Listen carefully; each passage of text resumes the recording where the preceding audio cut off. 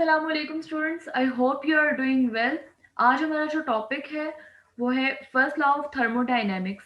जब हम first law of thermodynamics की बात करते हैं तो हमने प्रीवियस क्लासेस में एक बहुत ही फेमस उसकी स्टेटमेंट पढ़ी हुई है जिसमें वो कहता है energy can not be created not not be destroyed but it can be change from one form to another form.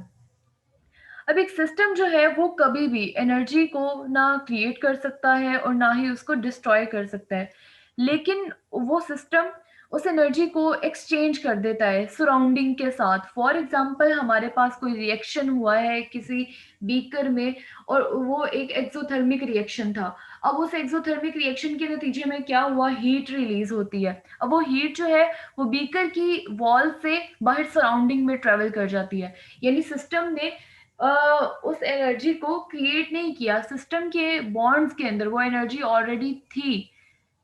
जब बॉन्ड्स बने हैं एक्सेसिव एनर्जी थी, वो बाहर की सराउंडिंग के अंदर रिलीज हो गई। तो यहाँ से हमें पता चलता है कि एनर्जी को क्रिएट नहीं किया जा सकता और ना ही उसको डिस्ट्रॉय किया जा सकता है, लेकिन एक फॉर्म से उसको दूसरी फॉर्म में कन्वर्ट किया जा सकता है। हम एक एग्जांपल लेते हैं जिसके अंदर वो बात करता है। एक सिलेंडर है, उसके अंदर उन्होंने गैस इनक्लोज की हुई है। अब उस गैस के साथ वो क्या करते हैं, हीट प्रोवाइड करना शुरू करते हैं। गैस जो सिलेंडर के अंदर है वो हमारा सिस्टम है और सिस्टम को हम हीट एक्सटर्नल हीट प्रोवाइड कर रहे हैं। when a quantity of heat q is supplied तो टू द सिस्टम, तो तब क्या होता है कि सिस्टम की इंटरनल एनर्जी इंक्रीज होती है। कैसे? अगर सिस्टम की इंटरनल एनर्जी पहले E1 थी, तो जब हमने हीट प्रोवाइड करना शुरू की तो उसकी इंटरनल एनर्जी E2 हो गई और जो पिस्टन था उसने मूव करना शुरू कर दिया अपवर्ड डायरेक्शन में। तो इसका मतलब है गैस के जो मॉलिक्यूल्स थे उन्होंने पिस्टन की तरफ ऊपर की तरफ फोर्स लगाई, जिसकी वजह से पिस्टन जो है वो ऊपर की तरफ मूव हो गया। तो यहाँ से चेंज इन इंटरनल एनर्जी हम बहुत इजीली फाइंड आउट कर सकते हैं, जैसा कि delta E is equal to E2 minus E1। Previous lecture में जब हमने इंटरनल एनर्जी की बात की थी तो यहाँ से हम डेल्टा ई को बहुत इजीली फाइंड आउट कर सकते हैं, लेकिन लास्ट टाइम हमने जब इंटरनल एनर्जी के बारे में पढ़ा था तो हमने डेल्टा ई को किसी और इक्वेशन के इक्वल भी किया था, जिसको हमने कहा था delta E can be equal to Q plus work done, Q plus W.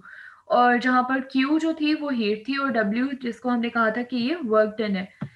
Then ये हम इक्वेशन फाइनल करते हैं। अब यहाँ पर एक एनिमेशन बताई हुई है जिसके अंदर heat energy one form to an other form convert हो रही है। फॉर एग्जाम्पल ये एक सिस्टम है जिसके ऊपर हम हीट अप्लाई कर रहे हैं। अब ये system Aahista Aahista heat up होना शुरू होता है और अब ये सिस्टम जो है वो हीट अपने तक नहीं महदूद रखता। वो क्या करता है, वो अपनी एनर्जी को रिलीज करने के लिए उसे अगला जो चैम्बर है या अगली तरफ जो सिस्टम का हिस्सा है आगे की तरफ ट्रांसफर कर देता है। जैसा कि आपको यहाँ पर रेड कलर नजर आ रहा है, जो कि पता चल रहा है कि हीट एनर्जी है मिल रही है, जिसकी वजह से यहाँ से ये हॉट रेड हुआ है। यहाँ पर आपको लाइट ब्लू कलर का कंपार्टमेंट नजर आ रहा है जो कि इसके मुकाबले में कम हीटेबल है। तो यहाँ से क्या हो रहा है, ये जो येलो कलर का आपको कलर नजर आ रहा है, तो यहाँ से पता चल रहा है कि इस कंपार्टमेंट से यहाँ तक हीट जो है वो ट्रांसफर हो रही है। तो यहाँ से हमें पता चलता है एनर्जी और heat can be transferred. So in the above equation मैंने आपको बताया कि वहां पर Q जो है वो क्या होता है, हीट होती है, और W जो है वो वर्क डन को रिप्रेजेंट करता है। अब यहाँ पर बात हो रही है एक सिस्टम की जिसके अंदर इनिशियल स्टेट को उन्होंने डिस्क्राइब किया है। इस सिस्टम के अंदर गैस फिल है और इस टाइम इस सिस्टम का वॉल्यूम जो है वो है V1। तो जब हमने इस सिस्टम को हीट अप्लाई की इसके ऊपर और प्रेशर हमने कांस्टेंट रखा, प्रेशर कांस्टेंट है लेकिन हम इसको कंटिन्यूअस हीट अप्लाई कर रहे हैं और पिस्टन जो है वो मूवेबल है, यानी कि ये अप एंड डाउन मूव कर सकता है। तो हीट अप्लाई करने के बाद क्या हुआ कि ये पिस्टन मूव करके यहाँ पर आ गया। प्रेशर हमने अभी भी उतना ही अप्लाई किया हुआ है, लेकिन क्या हो रहा है, सिस्टम के अंदर इतनी इंटरनल एनर्जी इंक्रीज हो रही है कि ये पिस्टन उस इंटरनल एनर्जी की वजह से अपवर्ड मूव कर गया, जिसकी वजह से उसके वॉल्यूम स्टेट में चेंज आई। यानी पहले अगर वॉल्यूम V1 था तो आप देखिए वॉल्यूम के अंदर कितना चेंज आ गया है, V2 हो चुका है वॉल्यूम। तो यहाँ से हमें पता चला ये इसकी इनिशियल स्टेट है और ये इसकी फाइनल स्टेट है। अब यहाँ पर हुआ क्या, अब यहाँ पर जो वर्क डन है वो बाय द गैस हुआ, जो gas enclosed in the cylinder है उसकी वजह से वर्क डन हुआ। और हमने लास्ट टाइम पढ़ा था कि जब work done by the system होता है तो हमारे पास वो वाला वर्क डन नेगेटिव होता है। इस वजह से हमने क्या किया, अबव इक्वेशन के अंदर जब हमने वर्क डन की वैल्यू प्लेस करनी है, वर्क डन जो है वो इक्वल होता है पी डेल्टा वी के, और पी डेल्टा वी अगर बाय द सिस्टम हो तो उसको हम नेगेटिव साइन से शो करते हैं। So the internal energy will be Q minus P delta we. अच्छा, अब एक और कंडीशन अप्लाई करते हैं जिसके अंदर हम क्या कहते हैं कि हम पोजीशन जो है उसकी उसको कांस्टेंट रखते हैं। when the position is kept constant, yeah, piston is kept constant, यहाँ पर पिस्टन की पोजीशन को अगर हम कांस्टेंट रखते हैं, उसके ऊपर प्रेशर को हम बिल्कुल भी चेंज नहीं होने देते, तो होगा क्या, वॉल्यूम जो है वो बिल्कुल भी इंक्रीज नहीं होगा। यहाँ से हम हीट अप्लाई करना शुरू करते हैं, Aahista Aahista internal energy increase होना शुरू होगी। अब इंटरनल एनर्जी इंक्रीज होना चाह रही है, वो इस पिस्टन को मूव करना चाह रही है, लेकिन ये पिस्टन मूव नहीं हो रहा क्योंकि ये फिक्स्ड है यहाँ पर।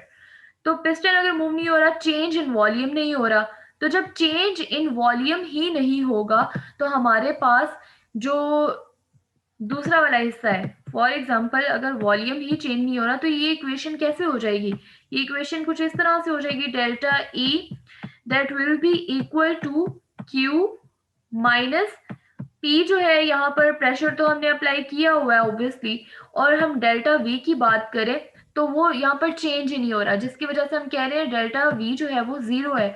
और अगर p मल्टीप्लाई बाय जीरो करें तो वो आता है हमारे पास जीरो। तो यहाँ पर सिंपल हमारे पास इक्वेशन जो है वो हो जाएगी delta E that will be equal to q minus 0, and we know this means delta E is equal to qv।